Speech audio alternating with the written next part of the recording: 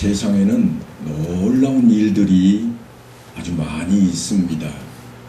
놀라운 소식들이 쉴 틈 없이 우리에게 전해집니다.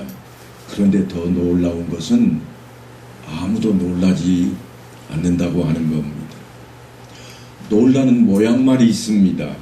놀라는 모습만 있지 어떻게 할까 고민하는 흔적이 보이지를 않습니다. 그러다 보니까 동일한 사건, 사고들이 어김없이 이어지고 있는 모습입니다. 오늘 본문은 베드로의 설교를 인해서 얼마나 많은 사람들이 회심하고 주님 앞으로 돌아오고 구원을 얻은 일이 생겼는가 하는 것을 자세하게 기록하고 있습니다. 쉽게 생각하면 성령 충만을 입은 베드로가 능력 있는 설교를 해서 많은 신자들이 생겼다, 그렇게 말씀할 수 있겠습니다만, 여러 차례 제가 말씀드린 것처럼 베드로의 설교가 그런 것을 의도하고 있지를 않습니다. 그 결과도 베드로의 능력 있는 설교로 말미암은 것이라 그렇게만 볼 수는 없다고 하는 겁니다. 물론 그렇게 생각할 여지도 있습니다만 본문은 그런 의도로 쓰여져 있지를 않습니다. 베드로가 어떻게 설득력 있는 그런 설교를 했는가 하는 데 있지를 않고, 베드로가 성령 충만으로 어떻게 능력 있는 설교를 했느냐 하는 것이 아니라 이제 하나님께서 그의 말씀을 듣는 심령들에게 간섭하시고 주의 말씀을 듣게 하시며 주의 백성으로 불러내신다고 하는 이야기가 이 사건의 핵심입니다. 다시 말씀드리자면 베드로의 설교, 베드로를 통해서 맡기신 구원의 복음에 관한 이야기들이 상대방이, 듣는 사람들이 이해하도록 하시는 시대를 하나님께서 직접 열었다고 하는 것이 이 사건의 골자입니다. 그러니까 이전까지는 선지자들을 통해서 외치게 하셨고 듣는 자에게 하나님의 복이 임하였다면, 이제는 하나님께서 외치는 자 이외에도 듣는 사람의 귀를 여시고 마음의 문을 여시고 그들 안에 좌정하시는 성령을 통해서 그들이 깨닫게 하시고 변화되게 하시는 놀라운 역사를 시작하고 있는 것입니다. 사도행전에 나오는 몇 가지의 설교들 가운데 베드로의 설교와 스데반의 설교가 있습니다. 그런데 이 설교 자체만 놓고 볼 때에 어느 쪽 설교가 더 치밀하고 미화되어 있는가 하면 스데반의 설교 쪽입니다. 사실 베드로의 설교에는 그의 가르침에 대한 묘사가 얼마나 멋있는지, 얼마나 힘이 있는지에 대한 그런 것들이 전혀 나타나 있지를 않습니다. 오히려 스데반의 설교에 훨씬 더 많이 있습니다.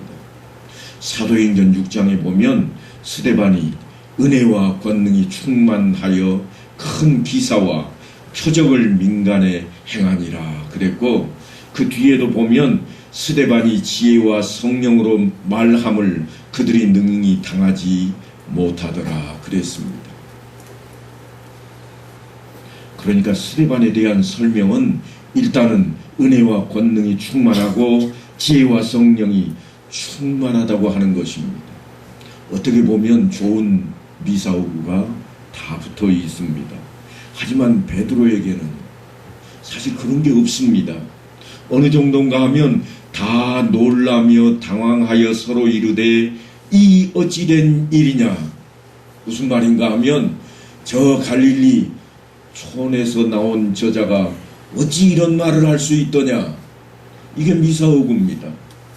성령이 충만했다거나 지혜가 충만했다거나 은혜가 충만했다고 하는 이런 말씀이 등장하는 게 아니라 촌놈이 출세했다, 개천에서 용났다, 그런 이야기로 말씀을 시작하고 있습니다. 그런 베드로인데 베드로가 설교할 때 반응이 어떠했던가 우리가 지난 시간에 살펴보았습니다만, 그들이 이 말을 듣고 마음에 찔려 베드로와 다른 사도들에게 물어 이르되 형제들아 우리가 어찌할꼬 하는 말이 나올 정도로 많은 사람이 감동을 받고 변화되었다고 하는 것입니다. 하지만 스데반의 설교는 이제 사도행전 7장부터 나오기 시작합니다만 반응이 좀 썰렁합니다. 그들이 이 말을 듣고 마음에 찔려 그를 향하여 이를 갈더라 그랬습니다. 마음에 찔렸는데 이를 갈고 있습니다. 그뿐이 아닙니다. 드디어는 그들이 스데반에게 돌을 들어서 그를 죽입니다. 그러니까 여러분, 설교를 쉽게 생각해서는 안 됩니다. 제가 단위에 서서 열심히 외칩니다만 어떤 이는 말씀마다 아멘, 말씀의 은혜가 되어서 그래 이제는 내가 말씀대로 좀 바뀌어야지, 그런 분도 계시겠지만 다른 어떤 이는 무슨 생각을 갖는가 하면 우리 목사님은 어떻게든지 나를 치려고 맨날 연구만 하시는가 봐. 그럴 수 있다고. 나만 치는 설교야. 그런데 오늘 베드로의 설교가, 아니 나중에 나올 스데반의 설교가 설교라고 하는 것은 전혀 그렇지 않다고 하는 것을 우리에게 일러주고 있습니다. 그렇게 생각하지 말라는 것입니다. 그런 식으로 말하면 스데반은 베드로보다 훨씬 더 성령이 충만하고 은혜가 충만하고 지혜롭고 그런 가운데 설교를 했으니까 베드로 설교에 3,000명, 5,000명이 회개하고 나왔다면 스데반의 설교에서는 적어도 5만 명은 모여들어야 했을 것입니다. 하지만 그는 돌에 맞아 죽었습니다. 그래서 성경은 베드로의 설교 때문이라고, 스데반의 설교 때문이라고 그 문제를 제시하고 있지 않다고 하는 것입니다. 예를 들어 설명하자면 우리 교회에 새롭게 등록하시는 분들이 종종 저에게 이런 말씀을 합니다. 목사님, 설교가 좋아서 이 교회를 택했습니다. 그것이 무슨 뜻인지 알기에 제가 그냥 웃고 기쁨으로 맞이합니다만 더 깊이 따지자면 설교를 잘한다고 하는 것은 존재할 수가 없습니다. 오히려 하나님께서 당사자의 마음을 움직이시고 하나님을 알며 하나님을 기뻐하게 만드시는 것입니다. 그래서 어떻게 표현할 수 있는가 하면 하나님이 하셨습니다. 그렇게 사실은 표현이 되어야 됩니다. 그래야 옳습니다. 쉽게 말하면 우리가 옷을 사입을 때 회색이 좋으냐 보라색이 좋으냐 아니면 검정색이 더 좋으냐 하는 식으로 자기가 좋아하는 색깔, 그 색깔과 맞기 때문에 제가 지금 들려드리는 설교가 은혜가 된다고 하는 표현을 쓴다고 하는 겁니다. 그러니까 착각하시면 안 됩니다. 오직 하나님의 말씀이어야 합니다. 하나님의 말씀으로 받아들일 때에 감동이 되고 그래서 내가 변화되어야 하는 것이지, 목사님 설교가 은혜가 됩니다, 이거는 결코 있어서는 안 될 이야기 가운데 하나라고 하는 것입니다. 물론 은혜가 되는 때가 있을 것입니다. 그것은 틀림없이 성령께서 그의 마음속 깊숙한 곳에 찾아드시고 감명을 주시기 때문입니다. 이걸 놓쳐버리면 안 됩니다. 이게 너무나도 중요합니다. 그러니까 우리는 그 색깔 때문에 내가 좋아하고 있다, 그런 이야기입니다. 어떤 이는 우리 목사님 말씨가 느려서 내가 이해가 잘 돼, 그럴 수 있겠습니다만 어떤 이는요, 이거 느려 터져가지고 무슨 말인지, 그러실 수도 있습니다. 그러실 수 있어. 지금은 소천하신 지 오래됐습니다만 우리 김대균 장로님이 연로하시면서 귀가 어두워지셨습니다. 그런데 보청기를 끼고 있다 보니까 이게 공명이 아무에게나 잘 되는 게 아닙니다. 그래서 찬송 부를 때도 혹은 어떤 사람이 말을 할 때도 속에서 삐 하는 음성이 들리는데 제 목소리만 들리면 공명이 잘 돼가지고요. 쏙쏙 들어오더라는 거예요. 그래서 장로님께서 하시는 말씀이 다른 소리는 모르겠고 목사님 소리가 최고입니다. 왜요? 공명이 돼서 잘 들어오니까. 성령께서 우리 마음에 감동, 감화하시면 바로 그런 역사가 우리 안에 일어나는 겁니다. 제가 잘해서 결코 그런 일이 일어날 수가 없습니다. 제가 잘하면 연설하고 있는 겁니다. 잊어버리시면 안 돼요. 성경 말씀은 연설과 비교할 수가 없습니다. 내 마음에 감동이 되고 그래서 내 마음이 바뀌고 내가 활동하는, 내가 행동하는 그것이 변화되어야 그게 설교가 제대로 전달되는 것입니다. 그러니까 우리 교회는 다른 교회들과는 다르다, 그런 생각을 가지시면 안 됩니다. 이단을 제외하고는 모든 교회가 다 동일합니다. 같은 성경을 사용하고 있고 같은 찬송을 부르고 같은 주를 섬기고 같은 하나님을 찬양하는 사람들의 모임입니다. 어느 교회나 다 그렇습니다. 그러니 그런 것에 속지 말라고 하는 겁니다. 우리 교회에 사랑이 없다고 여기시나요? 내 마음이 차갑기 때문입니다. 우리 교회에 은혜가 별로 없다고 생각하시나요? 내 색깔과 맞지 않기 때문입니다. 한번 곰곰이 생각해 보세요. 그저 찬송을 부를 때도 박수치면서 어깨를 덩실덩실 하는 이 훈련이 되어 있는 분들 앞에 우리 교회 찬양을 들려주면 딱딱하다, 찬양이 죽은 것 같아, 그런 생각을 가질 겁니다. 그런데 여러분 조심하실 게 있습니다. 찬양은 내 복이 좋으라고, 내 마음 좋으라고 부르는 게 결코 아니라고 하는 거예요. 하나님께 드리는 겁니다. 그런데 모두가 생각할 때는 내가 보기에 좋아야, 내 마음에 흡족해야 하나님께서도 흡족하실 것 같고 하나님께서도 좋아하실 것 같습니다. 그런데 단적으로 그렇지 않은데 어디가 있는가 하면 금방 우리 자신을 보면 알 수 있습니다. 하나님께 예배 드리는 것보다 시원한 가을바람이 부는 산 위에서 산적 아래를 내려다보는 게 훨씬 평안하잖아요. 우리 인생은 죄성을 가지고 있기 때문에 그럴 수밖에 없습니다. 하나님의 말씀은 하지 말라고 하는 것 투성이고 내가 하고 싶은 것은 다 욕심이라고 그렇게 외치고 있고 세상이 요구하는 것은 내가 봐도 흡족하고 조금만 더 하면 그거 차지할 것처럼 보여집니다. 그러니까 여러분 거기에 현혹되면 안 됩니다. 여러분께서 지금 그 자리에 서 있습니다. 그 자리에 서 있는 여러분을 하나님께서 사랑하시고 하나님께서 여러분의 마음에 간섭하셔서 오늘 또 이 자리에 와 있게 된 겁니다. 제가 지난번에도 말씀을 드렸습니다만 직장을 가고 싶어서 열심히 나가는 분들은 흔하지 않습니다. 어쩔 수 없이 가는 겁니다. 나가야 되기 때문에 가는 겁니다. 오늘 이 자리가 우리에게도 사실은 내 안에 하나님의 사랑이 가득해서 하나님의 은혜가 넘쳐나서 내가 갈 수밖에 없는 그 자리가 되었어야 된다고 하는 것입니다. 이런 것들이 매우 중요하게 이해되어야만 합니다. 본문을 보면 베드로의 설교를 듣고 많은 사람들이 마음에 찔리고 회개하기 시작했습니다.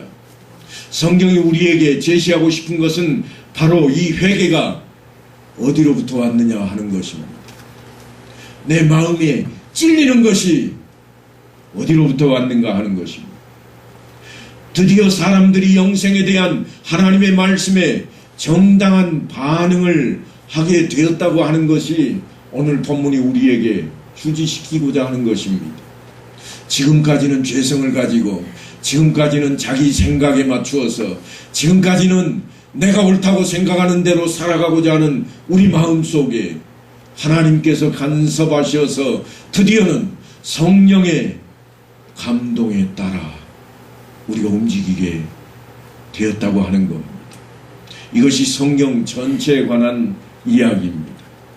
문제는 전하는 자의 실력에 관한 것이 아니라 그것을 듣는 사람들에게 문제가 있다고 하는 것입니다.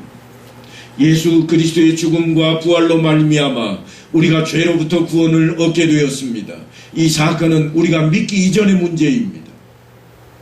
해방되었다는 것이 상대방이 그것을 인정하고 인정하지 않고와 상관없이 사실을 선포하는 것에 있었던 것처럼 하나님께서 우리를 돌아보셨고 죄에서 꺼내셨다고 하는 그 선포가 베드로의 설교의 가장 중요한 주제였습니다.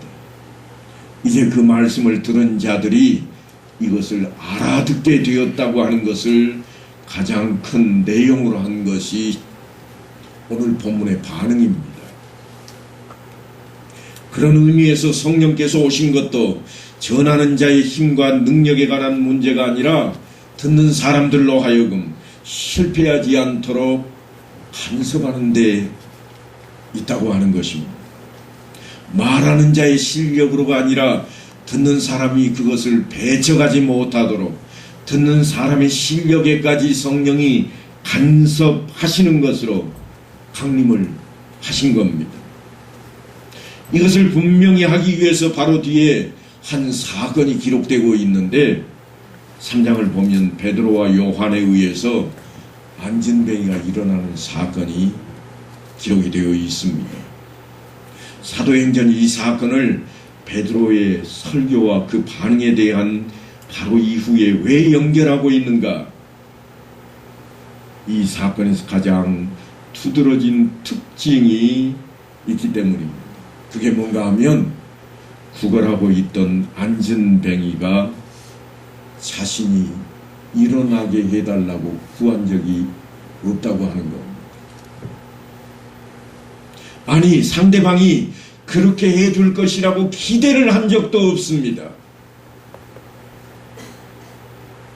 그저 그는 구걸할 따름입니다. 말하자면 그 놀라운 기적이 일어나는 데 있어서 상대방의 믿음까지도 요구하고 있지 않더라는 겁니다. 대상과 관계없이 누구에 의해서 지금 이 사건이 일어나고 있는가 하면 베드로와 요한에 의해서 일어납니다.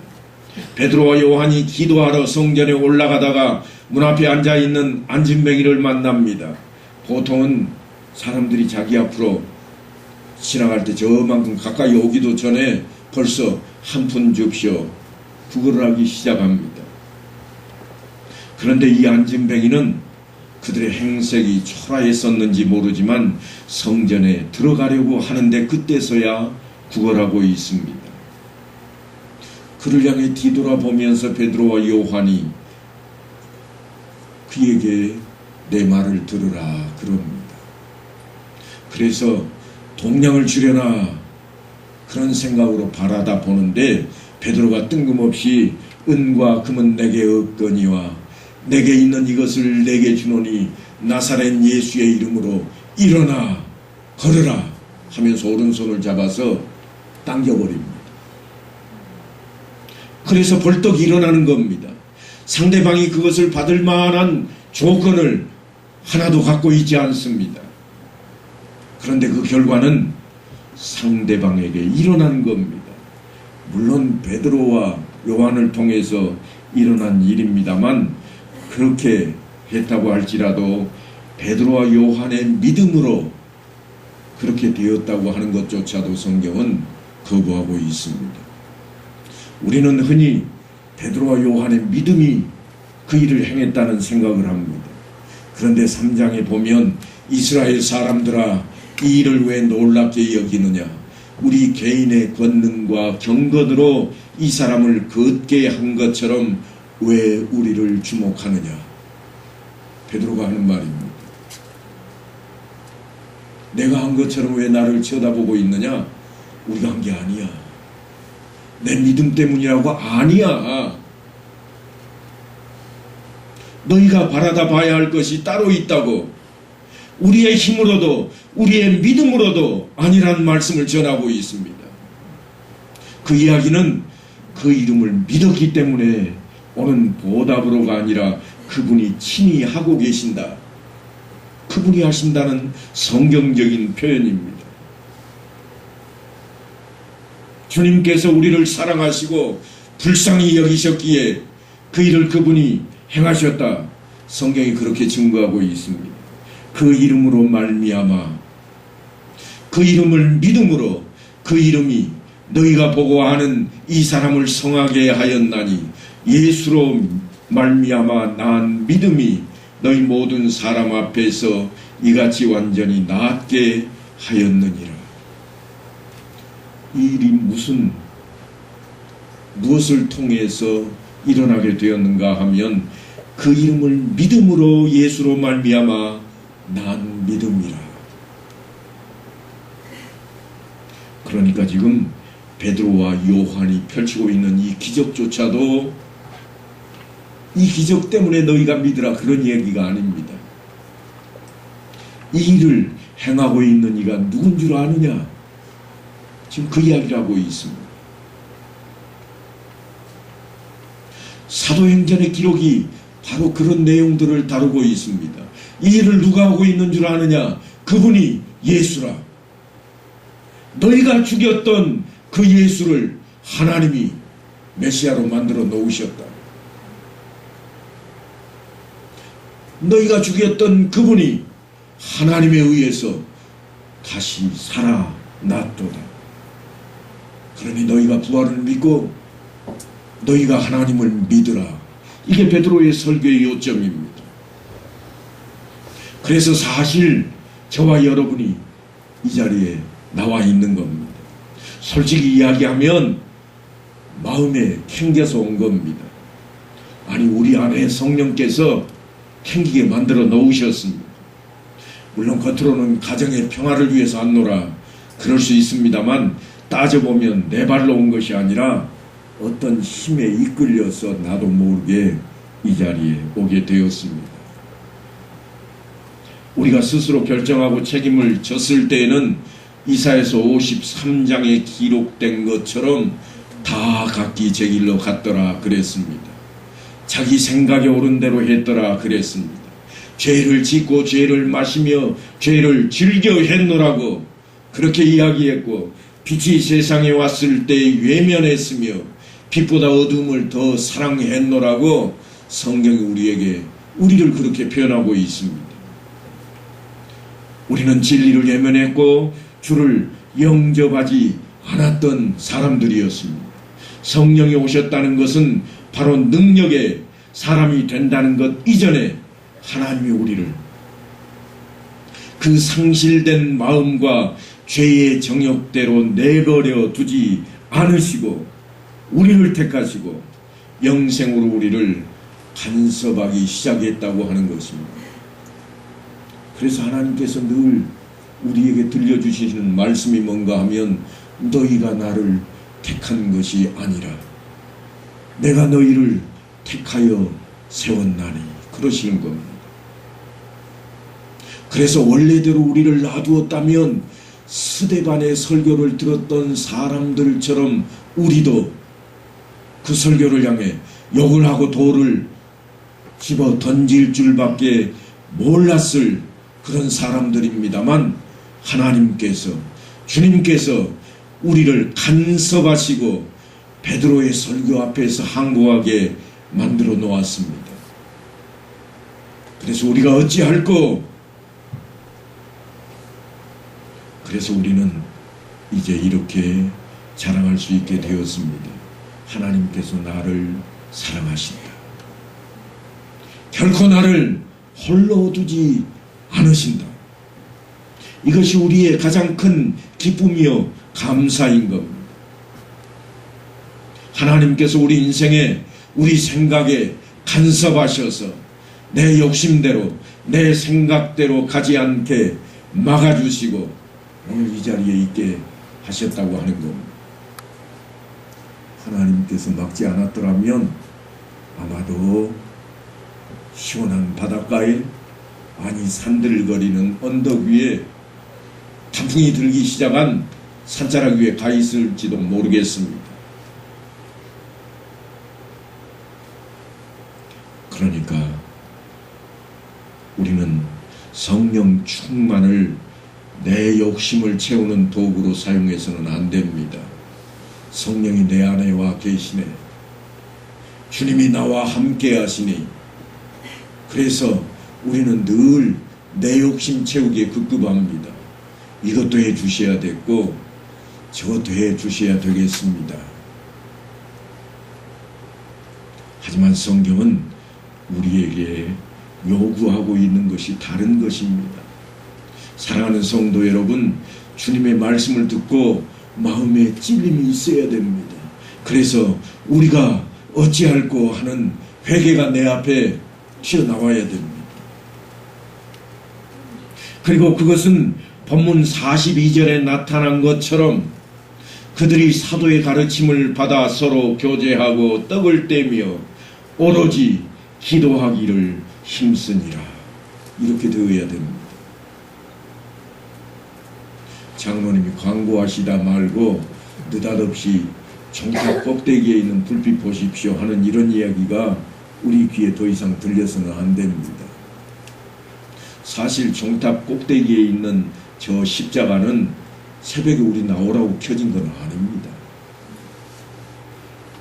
세상에 여기 믿는 자들의 모임이 있노라. 보이느냐? 그것이 십자가 표현입니다.